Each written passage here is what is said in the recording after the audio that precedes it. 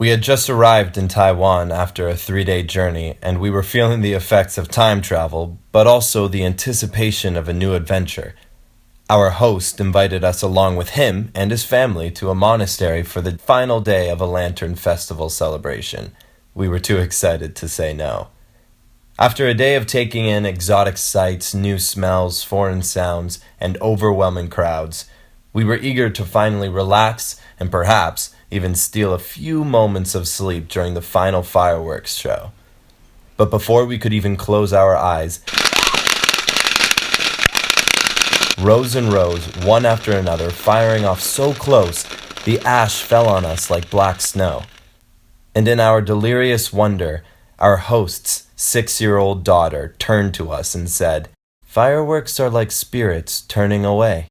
This wouldn't be the last time I would see spirits in places I hadn't before. One of the biggest obstacles when we first moved here was not knowing how to order food or even what to get. A night market is the epitome of this experience and the quintessential Taiwanese night out.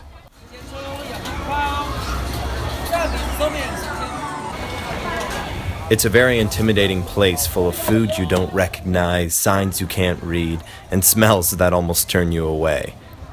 With limited Chinese, we were lucky to find a husband and wife who served vegetables, chicken, and foods we mostly knew. They also happened to be deaf and mute. You pointed at what you wanted, pinched your fingers for how spicy, and the prices were listed above each item. It was comforting to be invited into their world each night where voice doesn't have sound, and a smile goes a long way. As we became better at Chinese, we became braver at the market. But we still go back to the deaf couple for the tasty chicken and a calmer conversation.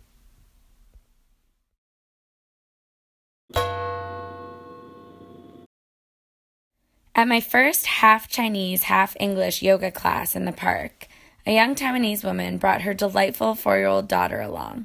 So the teacher decided to turn our practice into a simple story about a lion trying to find his courage. As the lion in the story came across different animals or obstacles, we did poses to match. I quite enjoyed the added narrative, especially as a way to hear and learn new Chinese words.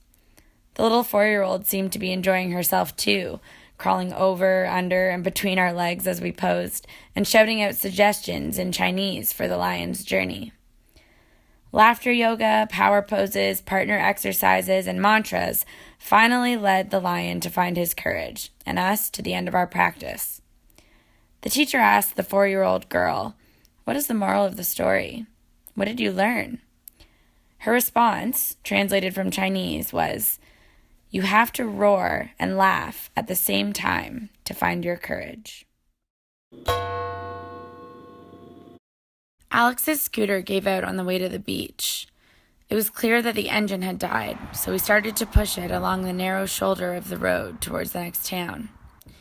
A man came by and told us to get back on our bike, and then he drove his bike behind us, pushing us along with his foot all the way to the nearest mechanic.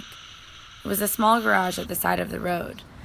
After many confusing phone calls, suggested transactions, and plans, it was decided that Alex and I should leave our scooter at the garage and find another way to the beach and then home again. We felt a little uneasy about the whole thing, so we stepped outside to talk about it.